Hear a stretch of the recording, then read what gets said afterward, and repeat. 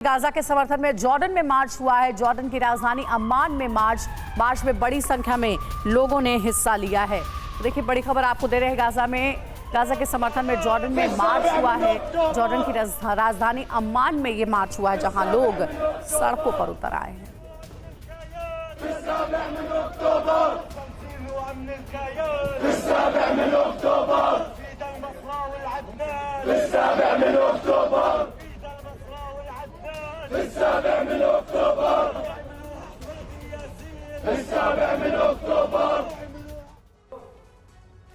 इधर अमेरिका ने ईरान के खिलाफ सीक्रेट ऑपरेशन चलाने का प्लान तब बनाया जब अमेरिकी सेना को बहुत बड़ी चोट पहुंच गई। ईरानी प्रॉक्सी ने जॉर्डन में मौजूद अमेरिकी बेस पर बड़ा हमला किया। इस हमले में न सिर्फ अमेरिकी सैन्य बेस को नुकसान पहुंचा, बल्कि उसके 3 सैनिक भी मारे गए। इसी के बाद सुपर पावर इंतकाम की आग में जल रहा है। हमले के बाद व्हाइट हाउस में हुई बैठक में बाइडेन ने अपनी सेना को ईरान पर हमला करने का ग्रीन सिग्नल दे दिया है। तो सवाल ये है कि क्या ईरान की धरती तीसरे विश्व युद्ध का एपी सेंटर बनने जा रही है।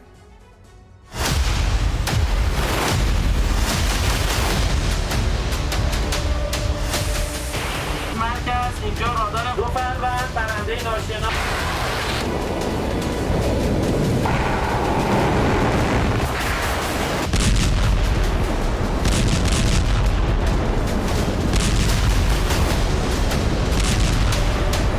जॉर्डन में जो कुछ हुआ है वो अरब विनाश की सबसे बड़ी वजह बन सकता है।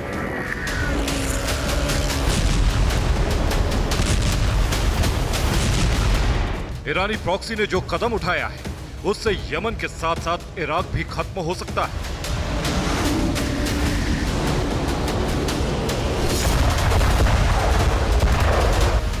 लाल सागर की लड़ाई ने उस वक्त परमाणु युद्ध का रूप ले लिया जब सीरिया बॉर्डर के पास जॉर्डन में अमेरिकी बेस पर अब तक का सबसे बड़ा हमला हो गया।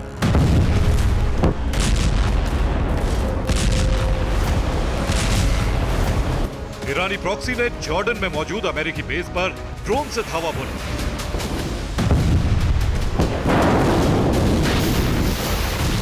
हमले में अमेरिका के 3 सैनिक मारे गए, 50 से ज्यादा जवान घायल हो गए।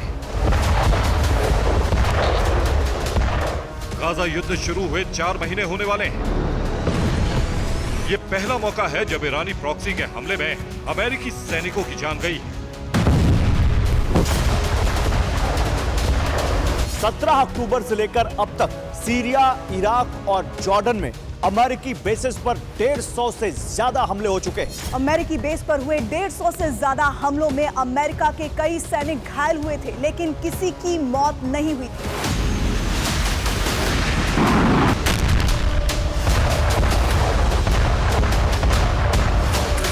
चार महीने में यह पहली बार है जब ईरानी प्रॉक्सी के हमले में 3 अमेरिकी सैनिकों की जान गई। ईरानी प्रॉक्सी का यह वो हमला है जिससे अरब विनाश का संकट गहरा गया है। अमेरिकी सेना को पहुंची ये वो चोट है जिसकी वजह से तीसरा विश्व युद्ध शुरू हो सकता है।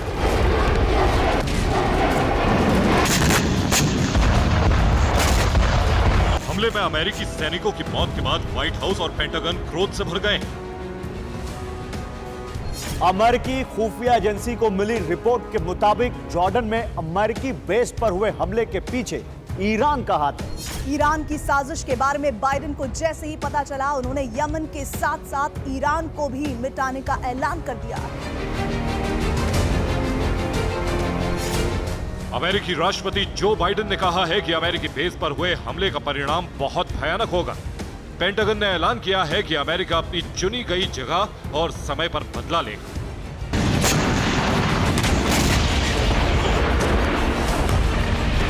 सुपर पावर की तरफ से यह ऐलान व्हाइट हाउस में बाइडेन और अमेरिकी सैन्य अधिकारियों की बैठक के बाद किया गया। व्हाइट हाउस और पेंटागन में बैठकें हुई। मीटिंग में बदला लेने की न सिर्फ रणनीति बनाई गई, बल्कि आसमान से लेकर जमीन और समंदर तक परमाणु विस्फोट करने वाले हथियारों की तैनाती कर दी गई। जॉर्डन में अमेरिकी बेस पर हमले के बाद वॉशिंगटन में 2 हाई लेवल मीटिंग हुई। पहली बैठक व्हाइट हाउस में हुई। यहां बाइडेन ने सैन्य अधिकारियों के साथ बातचीत कर प्रतिशोध के विकल्पों की जानकारी ली। इस बैठक के बाद दूसरी मीटिंग पेंटागन में हुई।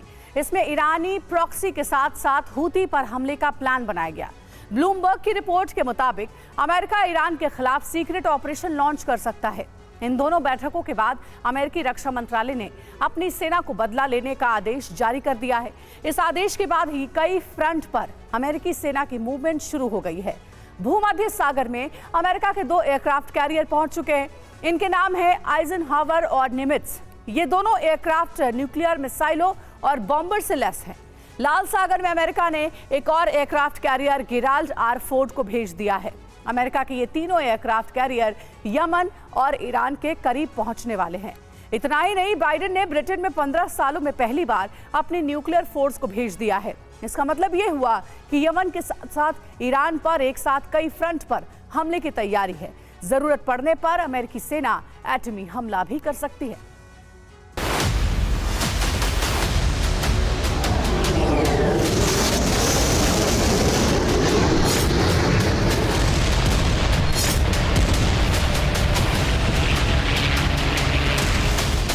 समंदर में अमेरिका के एयरक्राफ्ट कैरियर बॉम्बर ब्रिटेन में अमेरिका की न्यूक्लियर फोर्स हमले के लिए तैयार है।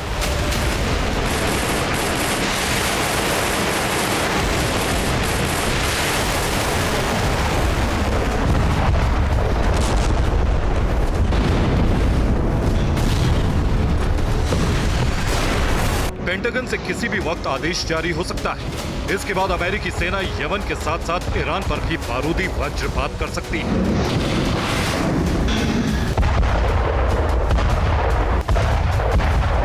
ईरान पर आक्रमण का खतरा इसलिए भी बढ़ गया है क्योंकि अमेरिका में ईरान पर हमले की मांग होने लगी है। अमेरिकी नेता हो या वहां के आम लोग, अमेरिका की बड़ी आबादी ईरान की बर्बादी चाहती है।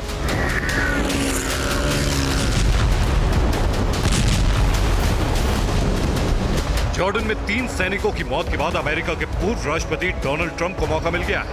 ट्रंप ने बाइडेन और उनकी सरकार को घेरना शुरू कर दिया है। ट्रंप ने सैनिकों की मौत के लिए बाइडेन को जिम्मेदार बताया है। इसके अलावा उन्होंने ऐलान कर दिया है कि दुनिया तीसरे विश्व युद्ध के मुहाने पर खड़ी है।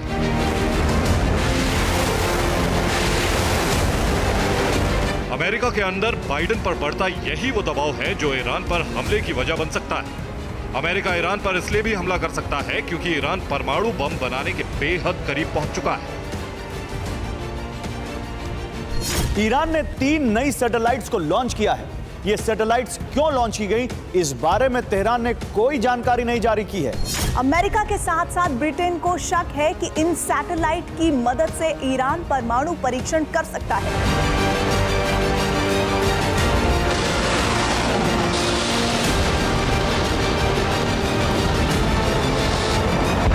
संयुक्त राष्ट्र संघ के पूर्व शस्त्र निरीक्षक और institute for science and international security के चीफ के डेविड अल्ब्राइट के मुताबिक इस वक्त ईरान के पास 1 महीने में 6 एटमी हथियार बनाने की क्षमता है, जबकि 5 महीने में वो 12 न्यूक्लियर हथियार बना सकता है।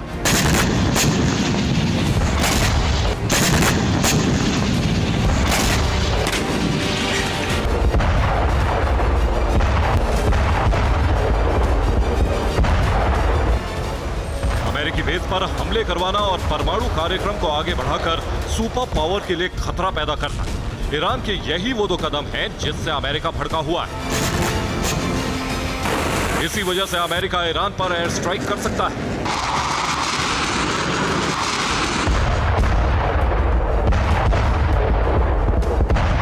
फिलहाल अमेरिका और ईरान के बीच जिस तरह का तनाव है वो इस बात का संकेत दे रहा है कि ईरान ही तीसरे विश्व युद्ध का एपिसेंटर बन सकता है। ईरान की धरती से ही एटमी विध्वंस की शुरुआत हो सकती है। ब्यूरो रिपोर्ट, TV9 भारत मंच।